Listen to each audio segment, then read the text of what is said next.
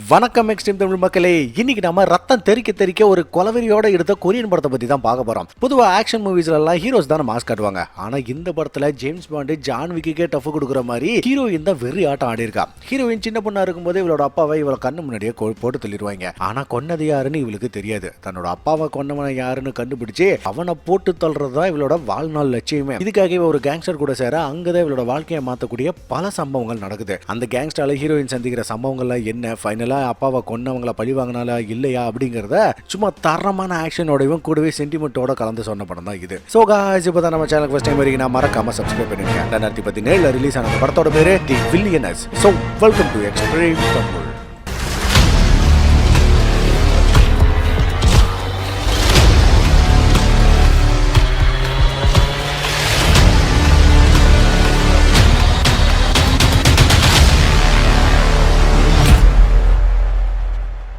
படத்தோட ஓப்பனிங்லயே பப்ஜி எஃபெக்ட்ல ஒரு ஃபைட்டை காட்டுறாங்க. யாரு பத்த புண்ணியவானோ தெரியல, கண்ணுல போற எல்லாரையும் போட்டு நிறுத்தி போட்டுல போய்கிட்டே இருக்கிறாங்க. அவன் பாட்டுக்கு நோ ரியாக்ஷன், ஒன்லி ஆக்ஷன்ங்கிற மாதிரி சும்மா ரத்தம் தெறிக்க யாரு கொல்றாங்கன்னே காட்டாம ஃபைட் மட்டும் கண்டினியூ ஆகிட்டே போகுதுங்க. சுத்தி கத்தி கையின்னு ஒரே ரத்த குளியல் தான் போங்க. போற வழியில சும்மா பீட்ரூட் சீவர் மாதிரி சீவை தள்ளிக்கிட்டே போகும்போதெல்லாம் ரத்தம் வெள்ளமா பீச்சிக்கிட்டு அடிக்குது. கடைசியா இந்த கேரக்டர் ஒரு ஜிம்முக்குள்ள போக அங்கேயும் சும்மா கொலவெறி ஆட்டம் தாங்க. அந்த இடத்தோட ஹெட் மாதிரி இருந்தவன் இவ்வளவு நேரம் சம்பவம் பண்ண ஆளை இழுத்து கண்ணாடியில வரும்போது இங்கதான் கலவரம் பண்ற அந்த கேரக்டரே காட்டுறாங்க. சரி, நாம கூட என்ன நினைப்போம், ஏதோ பயங்கரமான ஆளா இருக்குமோன்னு பார்த்தா ஒரு சின்ன பொண்ணு இந்த லேடி ஜான்விக்கு தான் படத்தோட ஹீரோயின். இவன் அங்க இருந்த எல்லாரையும் போட்டு தள்ளிட்டு கடைசி அந்த ஹெட்டோட கழுத்துல ஒரு கயிறை சுத்தி அப்படியே ஜன்னலுக்கு வெளியே குதிப்பா பாருங்க. ஹெட் மொத்தமா மண்டையை போட்டுருவான். சங்க கன்ஃபார்ம்னு அர்த்தம். அதுக்கப்புறம் அங்க இருந்து அப்படியே கிளம்பி போக போலீஸ் வழங்கும் போது லேட்டா வந்து சுத்து போடுறாங்க. சரி, ஹீரோயினை பிடிச்சி ஜெயில தான் போடுவாங்கன்னு பார்த்தா சம்பந்தமே இல்லாம இவ வேற எங்கேயோ கண்முழிக்கிறான். இந்த இடம் பாக்குறதுக்கு இது ஒரு ஹாஸ்பிட்டல் செட்டப்ல இருக்கு. இவ கண்ணை முழிச்சு என்ன இடம்னு சுத்தி பார்த்துக்கிட்டு இருக்கும் போதே சீலிங்ல இருந்து மயக்க மருந்து வருது.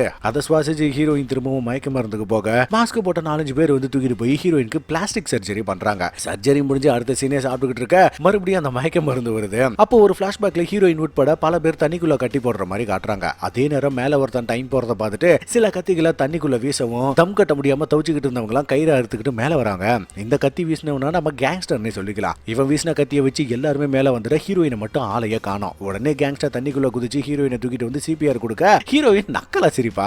ஆக்சுவலா ஹீரோயினால 10 நிமிஷம் வரைக்குமே தண்ணியில சாதாரணமா தம் கட்ட முடியும். இப்ப கூட வேணும்னே மயங்கிற மாதிரி நடிச்சு கேங்ஸ்டரை பங்கமா கலாய்ச்சி விட்டுருக்கா. இந்த பிளாஷ்பேக் எதுக்குன்னா ஹீரோயினை பத்தி தெரிஞ்சுக்கிறதுக்காக ஒரு சின்ன பகுதி தான். போக போக இவளோட சின்ன வயசுல என்னெல்லாம் நடந்துச்சு, இந்த பிளாஷ்பேக்கு அப்புறம் என்னெல்லாம் நடந்துச்சு அப்படிங்கறத அங்கங்க காட்டுவாங்க. அதை நம்ம கதை போற போகலையே பாத்துக்கலாம். சரியா, நம்ம ஹீரோயினால தண்ணி கடியில எவ்வளவு நேரம் வேணாலும் மூச்சை தம் கட்டி இருக்க முடியுங்க. கரண்ட்ல ஹீரோயின் மயக்கம் மருந்து வந்து மூச்சை பிடிச்சிக்கிட்டு மயக்கம் போட்ட மாதிரி நடிக்கவும் மாஸ்க் போட்டவங்க உள்ள வந்த உடனே அவங்களை அடிச்சு போட்டுட்டு அங்க இருந்து தப்பிச்சு ஓடுறான். ஹீரோயின் போற பாதையில இருக்கிற ரூம்ஸ் எல்லாம் ஓபன் பண்ணிட்டு ஓட ஒவ்வொரு ரூமும் வித்தியாசமான விஷயங்களை பாக்குறான். ஒரு ரூம்ல பார்த்தா பொண்ணுங்க டான்ஸ் ஆடிட்டு இருக்காங்க, இன்னொரு ரூம்ல சமைச்சுக்கிட்டு இருக்காங்க, இன்னொரு நாடகம் மாதிரி போட்டு நடிப்புக்காக பிராக்டிஸ் பண்ணிட்டு இருக்காங்க. இவங்க இப்படி பல கலைகளை பிராக்டிஸ் பண்றத பார்க்கப்ப ஹீரோயினுக்கு ஒண்ணு விளங்கல. ஹீரோயின் அங்க இருந்து ஒருத்தனை லாக் பண்ணி இது என்ன இடம், இங்க இருந்து எப்படி வெளியே போறதுன்னு மிரட்டும் போது அங்க இருந்து ஒருத்தி வழியை நான் காட்டணும் வெளியே கூட்டிட்டு வந்தா பாக்குறதுக்கே மொட்டை மாடி மாதிரி இருக்கும். அந்த லேடி நீ இங்க இருந்து தப்பிக்கணும்னா நான் பண்ற மாதிரியே பண்ணுன்னு மாடியில இருந்து வேலிக்கு அந்த பக்கம் ஜம்ப் பண்றா. ஹீரோயின் வேற வழி இல்லைன்னு அவள மாதிரியே ஜம்ப் பண்ண திடீர்னு அந்த லேடி ஹீரோயினோட ஷோல்டர்ல சுட்டதும் இவ அப்படியே மயங்கி குப்பை தொட்டிக்குள்ள விழுந்துருவா. இதை இங்க வேலை பாக்குற சில பேர் சிசிடிவில பாத்துக்கிட்டு இருக்க துப்பாக்கியோட நிறைய பேர் வந்து ஹீரோயினை சுத்து போடுறாங்க. அடுத்த சீனே ஹீரோயினை சுட்டவ ஆபீசர் கெட்டப்ல வந்து ஹீரோயின் கூட பேசிட்டு இருக்கா. ஆக்சுவலி இவங்க எல்லாரும் ஒரு சீக்ரெட் கம்யூனிட்டி. இந்த கம்யூனிட்டியோட தலைவியே இந்த ஆண்டி தான். இவள நம்ம லீடர்னே சொல்லுவான். அரசாங்கத்தால தண்டிக்கப்பட முடியாத பல பேரை தேடி கண்டுபிடிச்சு கொள்றது தான் இந்த கம்யூனிட்டியோட வேலை. இந்த வேலையை பக்காவா செய்யறதுக்கு ஹீரோயின் மாதிரி பல பேரை தேர்ந்தெடுத்து அவங்களோட ஐடென்டிட்டியை மாத்தி ஸ்லீப்பர் செல்ஸா யூஸ் பண்றாங்க. ஹீரோயின் லீடர் கிட்ட எனக்கு வாழ விருப்பம் இல்லை, என்ன இப்பவே கொண்டுடுங்கன்னு கத்தும் போது ஓய் பாப்பா, இந்த உலகத்தை பொறுத்த வரைக்கும் நீ ஏற்கனவே செத்து போயிட்ட. சரியா, உனக்கு தேவையான அமைதியான வாழ்க்கைய நான் உனக்கு தரேன். ஆனா அதுக்கு பதிலா ஒரு 10 வருஷம் எனக்காக நீ வேலை பார்க்கணும். இதை எனக்காகவோ உனக்காகவோ செய்ய வேண்டாம். உன் வயித்துல இருக்கிற குழந்தைக்காக பண்ணுன்னு சொன்னதும் இப்பதான் ஹீரோயின்கே அவ மாசமா இருக்கிற விஷயம் தெரிய வருது. லீடர் சொல்ற விஷயம் உண்மைன்னு புரிஞ்சுக்கிட்டு தன்னோட குழந்தைக்காக அவ சொன்ன விஷயத்துக்கு சம்மதிக்கிறா. அதுக்கப்புறம் லீடர் ஹீரோயினுக்கு பல விஷயங்களை சொல்லி கொடுக்க ஹீரோயினும் மத்த மத்த பொண்ணுங்க மாதிரியே சேஞ்ச் ஆகி கிளாஸ் அட்டெண்ட் பண்றது, சமைக்கிறது, நடிக்கிறதுன்னு எல்லாத்தையும் ட்ரை பண்றா. ஆனா இதுல இவளுக்கு நடிப்பு மட்டும் ரொம்ப நல்லாவே வருது. ஒரு நாள் ஹீரோயின் எப்பவும் போல பிராக்டிஸ் பண்ணிட்டு இருக்கும்போது திடீர்னு பிரசவ வலி வந்து ஒரு அழகான பெண் குழந்தை பிறகுது. அது மட்டும் இல்ல, இங்க வேலை செய்யற வார்த்தை அந்த குழந்தைய பாக்குறதுக்காக வரான். இவனோட வேலையை ஹீரோயினை க்ளோஸா வாட்ச் பண்றதுதான். அதோட இவனுக்கு ஹீரோயினை பார்த்ததுமே ரொம்பவே பிடிச்சிருக்கும் போல இவன் மேல ரொம்ப கிரஷா இருப்பான். ஹீரோயின் ட்ரைனிங்க்கு போனதும் அவளுக்கு தெரியாம அப்பப்ப வந்து குழந்தைய பார்த்துட்டு போவான். அதனால இவனை நம்ம படத்தோட ஹீரோன்னு கூட சொல்லிக்கலாம். ஹீரோ குழந்தைய பார்த்துட்டு போறது மட்டும் இல்லாம நம்ம ஆளுக்கு என்னெல்லாம் பிடிக்கும் என்னெல்லாம் பிடிக்காதுன்னு கூட வசமா தெரிஞ்சு வச்சிருப்பான். இப்படியே நாட்கள் உருண்டோட ஹீரோயின் ஒரு பக்கம் நிறைய விஷயங்களை இங்க கத்துக்கிறான். கொஞ்ச நாள் கழிச்சு ஹீரோயினோட பொண்ணுக்கு ஃபர்ஸ்ட் பர்த்டே வரவும் அந்த கம்யூனிட்டில இருந்து எல்லாருமே கேக் வெட்டி கொண்டாடுறாங்க. அப்ப அந்த இடத்துல ஒரு பிளாஷ்பேக் வர அதுல ஹீரோயின் அந்த கேங்ஸ்டர் கூட இருந்திருக்கா. கேங்ஸ்டர், உன் அப்பாவை கொண்டவனை பத்தி ஏன் என்கிட்ட சொல்ல மாட்டேன்னு கேட்கும்போது இவன் கொஞ்சம் சோகமாகி அவன் ஏன் கையால சாகணும்னு நினைச்சேன், அதனால தானே சொல்றா. இதுக்கு அடுத்த சீனே ஹீரோயின் அவன் அப்பாவை கொண்டவனை விரட்டி போக அவனோட ஆட்கள் ஹீரோயினை மடக்கி பிடிச்சிடுறாங்க. கில்லரு ஹீரோயினை கட்டி போட்டு உன் அப்பாவை கொண்டது நான் இல்லைன்னு சொன்னதும் நீ இல்லைன்னா வேற யாருன்னு கேட்கும் போதே நம்ம கேங்ஸ்டர் உள்ள பூந்து அங்க இருந்த எல்லாரையும் கொண்டு ஹீரோயினை காப்பாத்திடுவான். அப்படியே கரண்ட் சீன்ல ஹீரோயினுக்கு துப்பாக்கி சோட ட்ரைனிங் கொடுக்கவும் நம்மளால அதுல சும்மா பட்டைய கலப்புறா.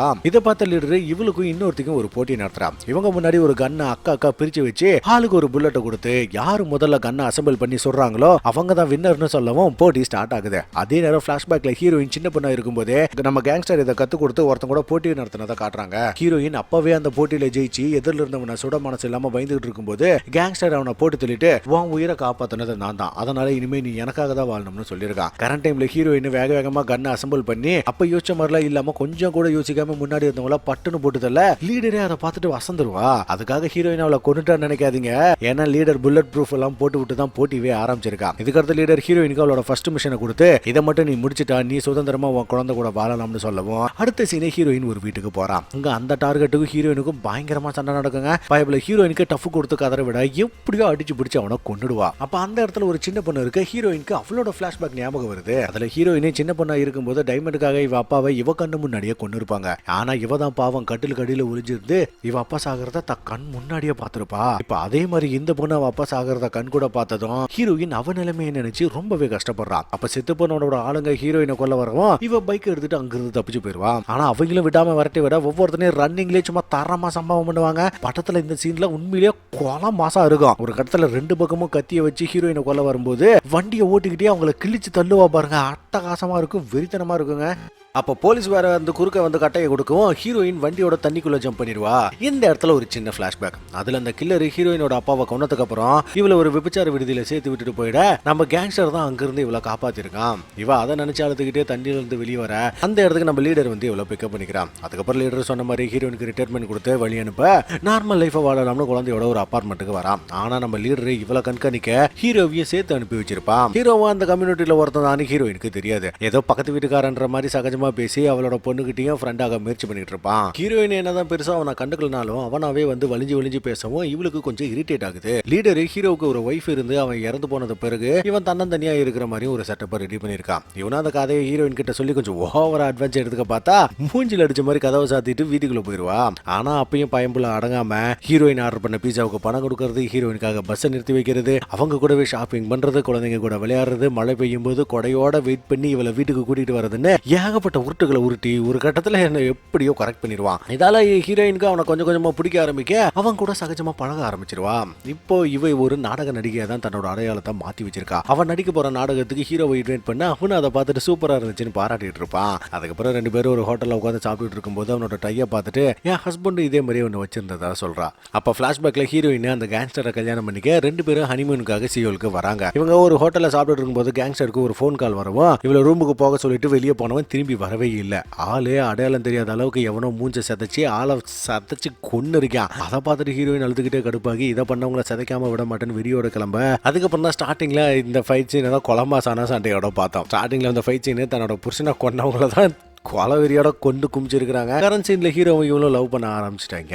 வீட்டுக்கு போனது இவங்க ரெண்டு பேரும் கிஸ் பண்ணிக்க ஹீரோயினுக்கு சீக்ரெட் கம்யூனிட்டில இருந்த ஒரு ஃப்ரெண்டு கிட்ட இருந்து ஒரு கால் வருது. உடனே நம்மால இவனை அம்போனை விட்டுட்டு அவளை பார்க்க போனா லீடர் விருதுரை தரதா சொல்லி இவளுக்கும் ஒரு மிஷனை கொடுத்துருக்கான். ஹீரோயினுக்கு இவளை ரொம்பவே பிடிக்கும். அதனால அவருக்கு ஹெல்ப் பண்றேன்னு நம்ம சிங்கக்குட்டியை நேரடியா களத்துல இறங்குறான். இவங்க ப்ராஸ்டிடியூட் மாதிரி வேஷம் போட்டுக்கிட்டு ஒருத்தனோட போன்ல இருக்கிற டேட்டாவை காப்பி பண்ணும். அதான் இவங்களோட வேலை. ஹீரோயின் வசந்த நேரமா பார்த்தவன் போன்ல இருந்த டேட்டாவை ஒரு பென்ட்ரைவ்ல காப்பி பண்ணிக்க இவங்க மேல பைபிள டவுட் ஆகி அலர்ட் ஆகிடுவான். உடனே அங்க ஒரு கலவரம் ஸ்டார்ட் ஆக நடந்த சண்டையில ஹீரோயினோட ஃப்ரெண்டு கழுத்துல கத்தி குத்து பட்டுரும். கடுப்பான நம்மால அங்க இருக்கிற எல்லாரையும் கொண்டுட்டு இவ்வளவு கூட்டிகிட்டு வெளியே வர ஸ்பாட்டுக்கு நம்ம லீடர் வந்துருவா. ஹீரோயினை அவளை காப்பாத்த சொல்லி ரொம்ப கிஞ்சும் போது லீடர் என்னடானா சாக கடற்கரவுல விட்டுவிட்டு அந்த பென்ட்ரைவியா பாத்துக்கிட்டு இருப்பான். இதால ஃப்ரெண்டுக்காரி மொத்தமா டிக்கெட் வாங்கிட என்ன வாழ்க்கடா இதுன்னு வீட்டுக்கு வந்து கதறி கதறி அழுதுகிட்டு இருப்பா.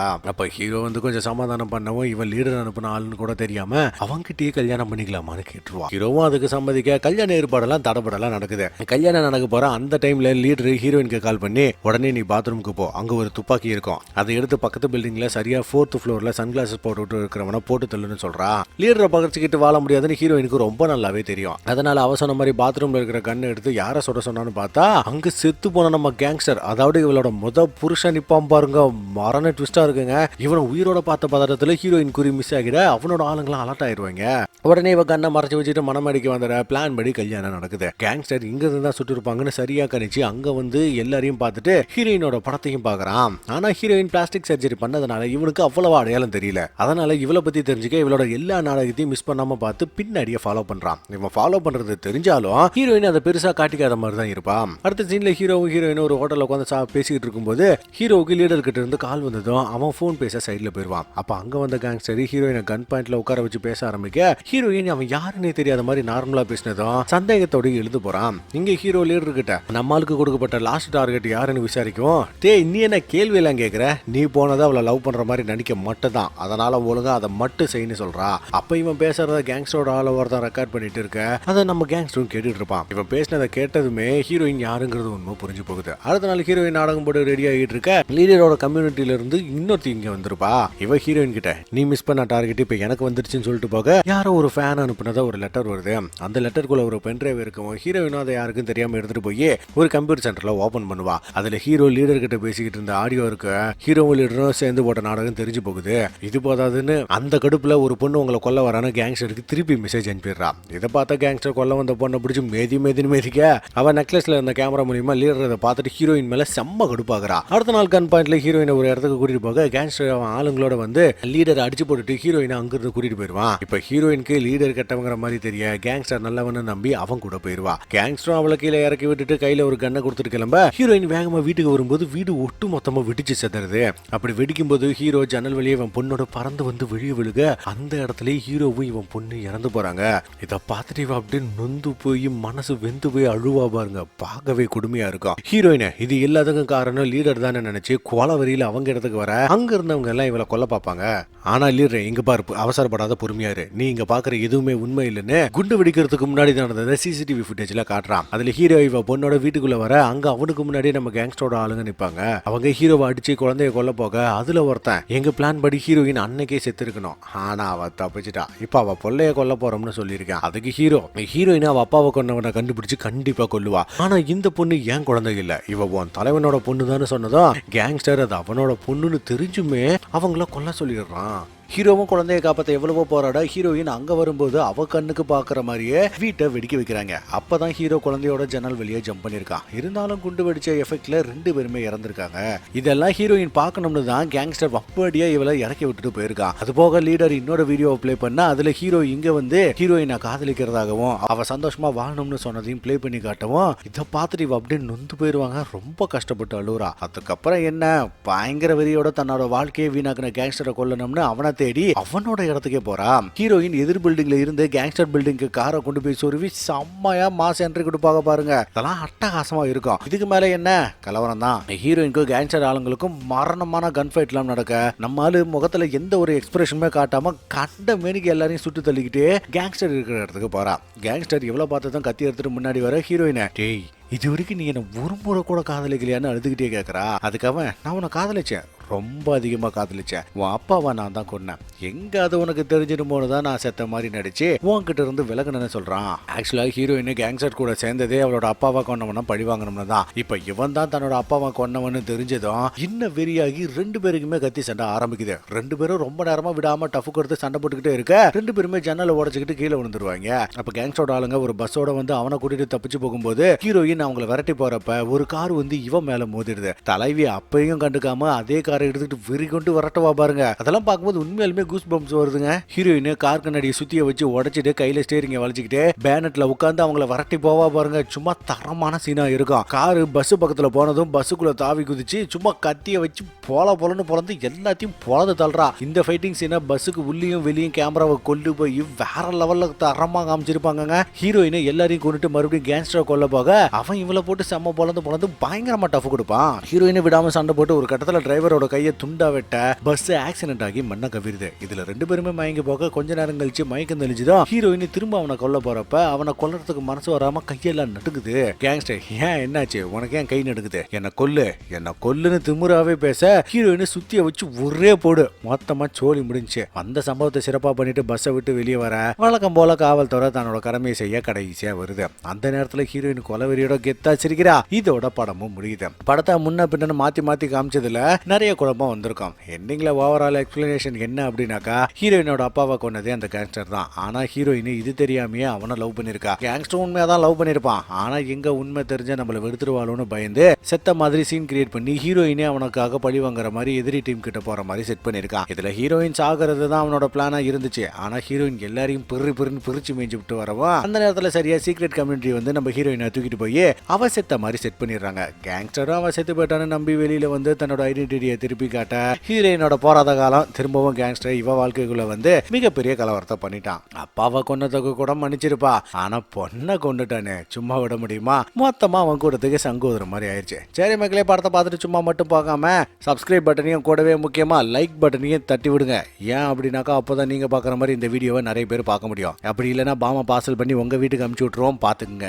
ஸோ காய்ஸ், இந்த மூவி உங்களுக்கு பிடிச்சிருக்கும் நம்புறேன். அடுத்த வீடியோவில் இதே மாதிரி ஒரு சூப்பரான படத்தோட வரும். அது வரைக்கும் லைக் பண்ணுங்க, கமெண்ட் பண்ணுங்க, ஷேர் பண்ணுங்க. மறக்காம எக்ஸ்ட்ரீம் தமிழ் சேனலை டிங் டாங்னு சப்ஸ்கிரைப் பண்ணிடுங்க. Love you guys, bye.